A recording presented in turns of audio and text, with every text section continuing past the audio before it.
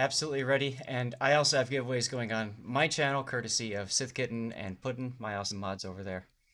Absolutely. All right, guys. So here we go. Let's head into game one.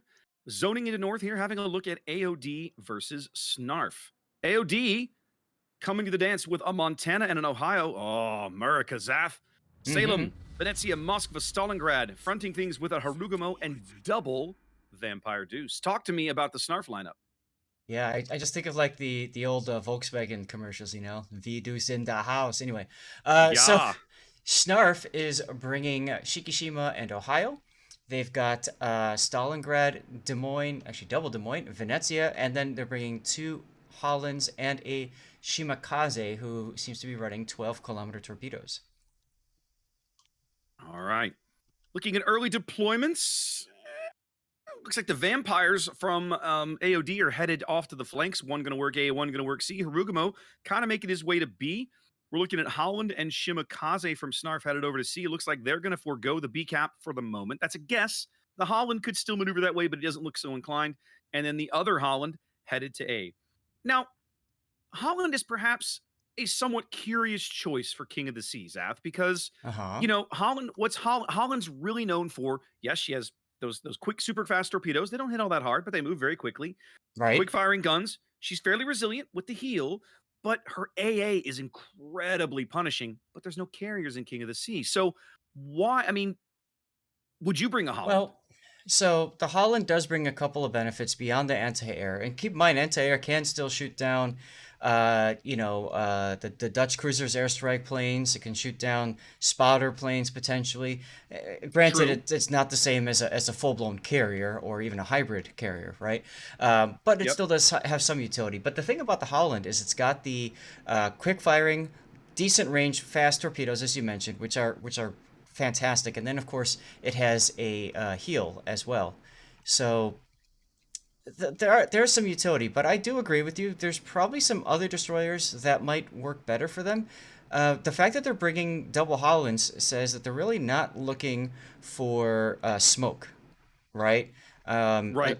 Venezia does its own smoke, and then I suppose you got the Shimakaze that can smoke, but that's about it for Team Snarf. Yeah. Now, something else I'd like to point out, Zath, Silent Sins over here, the Holland over at A, who may get some good torps in on Mustang's Vampire. Those are coming in really quickly. Oh, Oh, he's going to just stuck in front of those.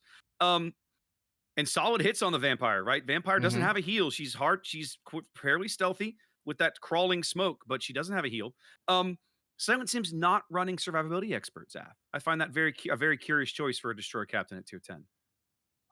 yeah, that's so, I mean, guys, one of the things that you need to know about King of the Sea is anybody is welcome to jump in. And of course, as a result, you can have teams that have low point captains. And especially for today, this is essentially day one for both of these teams. Oh, big hit on Mustang. Oof. Big hit on Mustang. He got So, radar there by Berserker. He's still lit by Berserker's radar. We can see yep, him retreating to the north, just trying to get out of range of it, but he's not there yet. And that's just now. almost there he is. He's finally dark. Oof. So Mustang giving up about 3/4 of his HP for that early A push. Just really good, solid teamwork from Snarf there, slapping him around, pushing him off the cap. Yep. So as I was Now, mentioning, there's no guarantee that people are bringing 21-point captains, and even then that they're fully spec'd, quote unquote, properly or competitive, however you want to call it. Zath, I want to point something out here. Look at this Moskva position in the middle of the board, right? That's Wurmp. He seems Yeah. that's a very aggressive position for a Moskva not even 4 minutes into the game. It is, but I think the reason that the Moskva feels comfortable being there is because if you look at it, both of Snarf's battleships are out east in this gigantic death ball. Yeah, I mean, but again, so comfortable, yes, but I mean, is it really comfort? I don't know. Now, I mean, they're right in his face. Hakimu in the Haragumo could have smoked him right there, and I'd Yeah, argue I'm should have shocked there's no smoked him. smoke. Yeah, I, I'm I shocked he that's didn't smoke him. that's what I thought was coming. But he Me just too. I sailed assumed past. he would smoke him, but he just was like, "Nope, sorry, buddy. You made this bed, and I'm leaving you to die. You got to live with it." It's like he just high-fived him on the way or slapped him on the butt and said, "Get in there." Slapped him on the butt and said, "Get in there." I love it. Like, Like good job, team. Go make it happen. Yeah, that feels like a bit of a missed opportunity there for AOD to maybe salvage some health off this Moskva that he's continuing to bleed Oh, HP right here in oh, front of these battleships, oh. taking citadels now from Socra's Venezia. Yep. I mean, he's in a really rough. The smoke. I mean, they might lose this ship when the smoke might have saved him. Right. Meanwhile, Des Moines goes down on the other side of the map from an Ohio shot. We didn't catch that. It was over by More A. Venezia shells, and there he goes. Mm-hmm. Really, really nice shot from Sokra, sneaking those in over the island and punishing a very aggressive early Moscow position that might have come out better if a little bit of team play had been enacted right there. Oh my goodness. Hmm. Hakimu just getting wrecked right there. Well, he's lit on the He's in it, like, Stalingrad radar. speaking of aggressive, why would you do this? You're 5 minutes into this game. You're selling your soul for 2 torpedo salvos? He's going to die. I don't understand this play. Yes, he is going to die, and yes, he did die. He's going to put a torpedo into the Holland. Yeah. Presumably the other ones will get dodged because they've all been well spotted. But I mean, he sold his ship for a torpedo hit. Yeah, I don't think that was worth it. No. At all. Now, despite all of that, they have managed to kill Berserker's Des Moines over on the A flank. That has happened because AOD is very aggressively pushing down that flank with the Montana and of course the Ohio tucked in over here on the 4-5 line. So AOD going for a very aggressive play. For the moment, they're making it work, but they're down points. I mean, they're down a ship early. You have to wonder how long they can sustain this kind of aggression. They're about to be down 2 ships. Yeah, that Ohio is he's dead. He's dead. That's it. Done. Now, yeah, he's going to take a whole face full of Holland torpedoes, and they are going to be just enough to put him off the board, but not before he takes the Venezia with him. So again, they retain that lead in ships, but now they've given up so much health and all of these battleships. Like, right. The Montana's in a position he's going to struggle to impact the game because he's on the 2 line. Everything we're shooting at is on the other side of the map. Right. I have a feeling this game's not going to last very long, Zaf. I have a feeling the same. But you know, we'll see. Ziggy's trying to hold on to things over there at out east with the Stalingrad. I'm surprised to see Ziggy taking shots at the Des Moines, Rufus's Des Moines, instead of the Shimakaze. I guess he's leaving the Shimakaze to the Vampire. Yeah, and that's weird too because you know in competitive it's always all about that focus fire and getting targets down. So, but I mean, there's only 2 AOD ships on the entire eastern half of the map. That's right. Ziggy's Stalin and Texas Shadow's Vampire, and Ziggy's not going to be around much longer. Nope. Yep, here comes right across. There it is. The Maynard Stalingrad ends that conversation, and just like that, I mean, the Vampire Deuce is the only ship over here. They're trying to bag the kill on Rufus's Des Moines, but he has nobody to spot for him anymore. In fact, can he see anything? He can't. Shadow has no spotting because, of course, Vampire, beautiful for cap contesting, but cannot spot for herself. We're a little reliant on teammates that way. Which means now he has to get out of there. And who's he going to shoot at? A full health Ohio? A mostly healthy He's still Shikishima? Taking shots at the Des Moines, Zaf. Right out here in the open. Well, I mean, at this point in the game, you're probably thinking, try to get this guy down, but... Montana Shell's coming in looking for the Des Moines, but they all follow astern. Rufus trying to escape to the south. He is dark at the moment. They can't see him. Yep. Shadow is also dark. AOD still clinging to a 50-point lead, 8.5 minutes into the game as they push hard now onto the B cap. Looks like they've got eyes on Sins' Holland here. Even the Salem's little T-Rex radar will pick him up if he's not picking him up on the surface now. Yep, he's spotted. Or was spotted for just a second. He was spotted, so it wasn't the radar. Waiting to see if Pure pushes the radar button. Doesn't look like he's going to. I'm surprised that he's slowing down here because he needs to get in as quickly as possible so that the battleships can't shoot over that little gap in the island. Yeah, he needs to get into this cap as quick as he can to give himself some cover to work with because he has to know the Ohio and the Shikishima are coming around that corner soon. He has to know. Now he's lit by Rufus's Des Moines, and Pure Genius is also lit by that Des Moines. So now he's realizing the peril he just put himself in, and now he's like, oh god, and he's trying to turn. And once again, we're seeing a Vampire Deuce in an open water gunfight with the Des Moines Af. Yep. I mean, I like Vampire. She's a good boat, and especially Rufus is low on health. You might, I mean, maybe take the chance. Forrest Venezia is going out right here. Probably he's got lots of torpedoes coming in. There's a Stalingrad coming around the corner Oh, of his face. He'll be yeah. out in moments. Smoke's not going He's to going to help him try and there. smoke. He smoked, but it doesn't matter. He fired his guns. Right. If you, the smoke might have helped him without without firing, but no, Well, he spotted well through the smoke. that's assuming that Des Moines radar was down. Looks like Well, the it Des Moines and the is. Venezia. There he goes.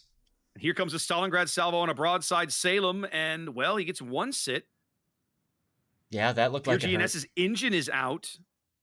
He's trying to get to cover. Looks like he's finally got enough cover to survive for the moment. Mm-hmm.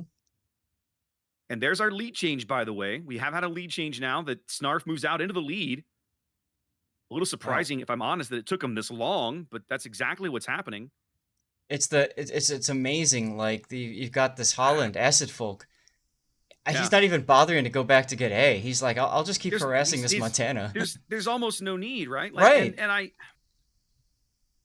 I applaud aggression in World of Warships, right? We see so little of it. I have no problem when teams are like, it's time to get aggressive. But like it feels like 4 minutes into a game when you don't even really know the deployment of the enemy team does not feel to me like the right time to be aggressive. I just don't see it. Right. I agree. And that's exactly what AOD has done here in game 1 of the day. And yikes. I mean, they came out full throttle, like, yeah, just like press the W key, never slow down was kind of their motto today. Right. So, sorry about that. It is what it is. The game's over. Remember, guys, that both teams still have another 6 battles to fight today. Yes, plenty more games, plenty more action to go for sure. Is it 6 or 5? It's 5 more or 4 more. They play 5. 4 more after this. Yeah, 4 more after this. Yeah, I'm trying to do math in my mind. Sorry, guys. Yep. Fool, you should know better. Yeah, right. Brimstone now realizing he doesn't want any of this, trying to turn away.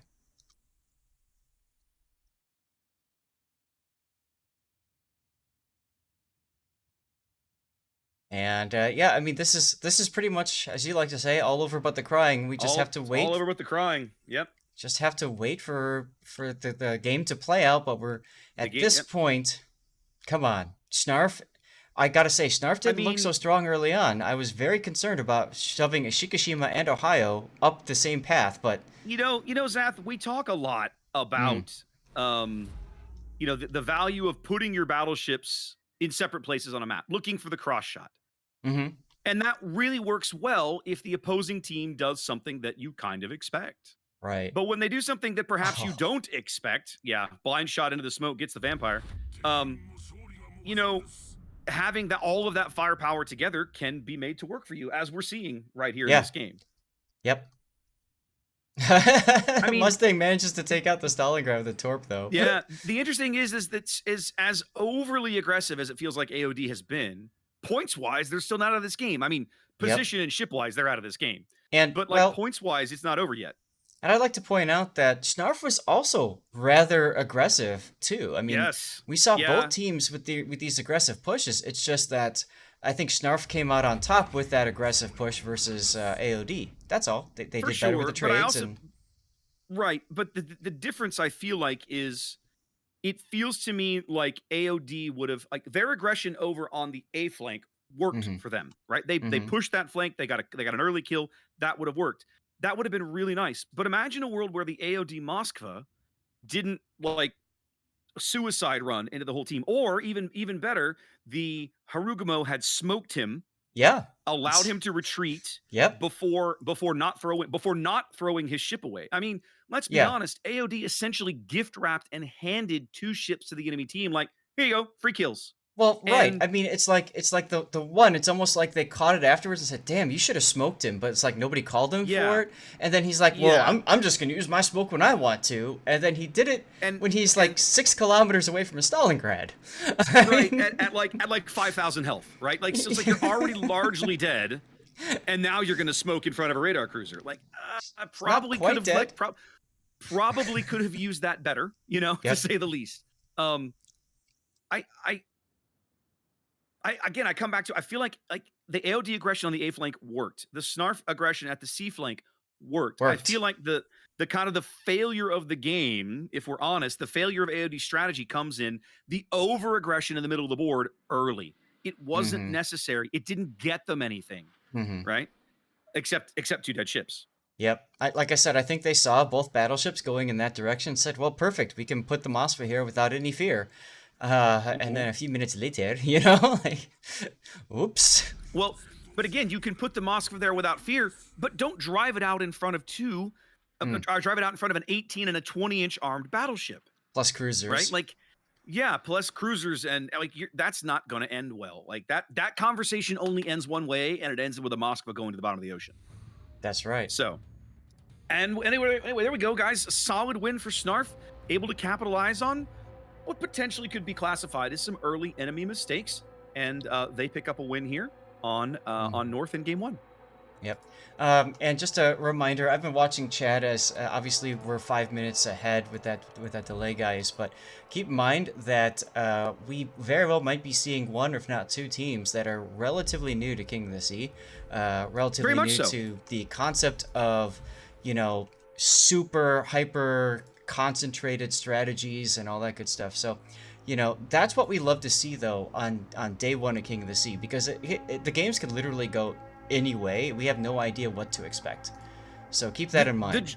The joy of the early rounds is sometimes you're seeing new teams trying things out in a environment where it's not lose or go home, because it's not today teams can lose as many as 2 games and still make it to the end.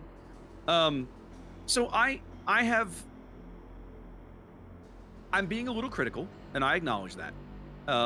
It feels to me like, though, the right time to go a little crazy and maybe try that is after you've gotten the wins you need, right? Like, Right. if you come into today not thinking you're going to get 3 wins and you're just here to have fun and do whatever, hey, you do you, right? If you're here to get your 3 wins and get into day 3, then to me, let's try an oddball strategy. Let's try hyper aggression. Let's try Right. super turtle defense. Let's try the Iron Curtain.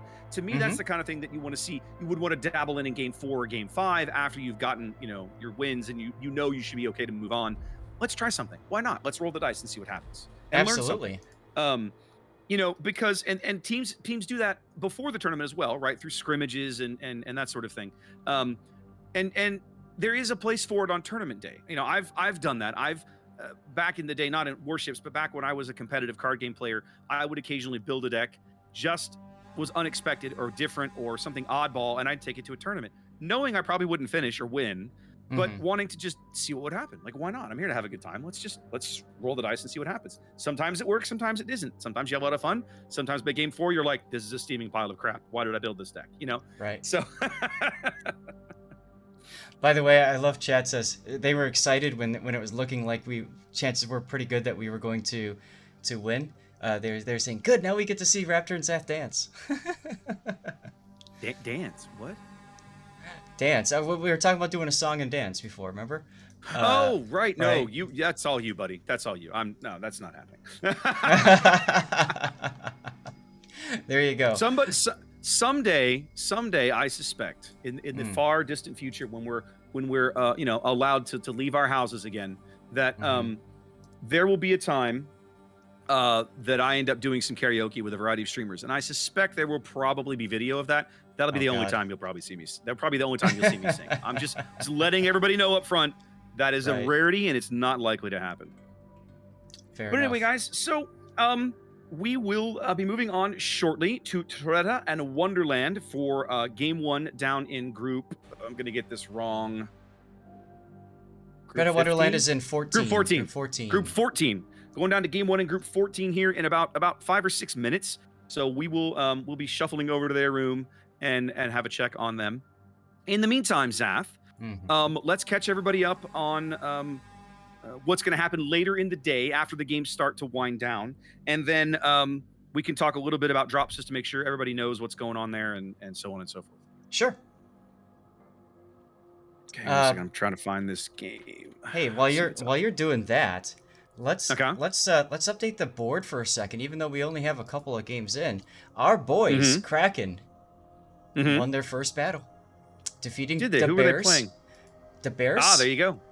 And Okay. then it looks like SNARF, Zoe, QQ7 all won battles in Group 9 so far, which we just covered Okay. SNARF.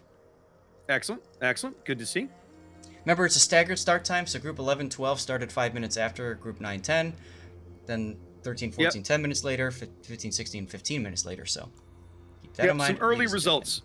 Some early results there, basically, but there are groups that haven't started, like Group 14 we'll be showcasing here in just a few minutes. Group 13 about to get underway. Group 15 Right. and 16 don't get underway until we should be well into our game, hopefully. Anyway. So yeah, so basically what's going to happen over the course of the weekend is we got our games today to play. Zath and I are going to bring you 7 games. At the end of today, the referees have finished up the tiebreaker calculations, everything from yesterday. So yesterday's finished. But they're going to Yay. have to make sure that everything, all the tie breaks and positions and everything are finished correctly for today's results. And then at the Right. end of today, the intent is for them to do the group drawing to put they're going to remember we're taking the top 3 seeds out of each group, and they're going into the seeding pool for day 3, which is next Saturday, right here on Twitch. Now, I won't be here on Saturday. Sad. You'll be here. You'll be I here. will. I know. You realize that'll be the first day of King of the Sea that I'll have missed in almost 4 years. The first day. Number 1. Wow. So yeah. It's a little sad, but honestly, guys, it's for an event that I basically booked before I ever started casting warships. By the way, you have 3 minutes to get into our training room. That's interesting because when I looked a minute ago, the training room wasn't up, but I'll look again. Diogo, Diogo. Oh, they changed it because the spreadsheet says something different, Zap. It says you're having fun, right? No, the spreadsheet said Paulo. The spreadsheet says Paulo, not Diego.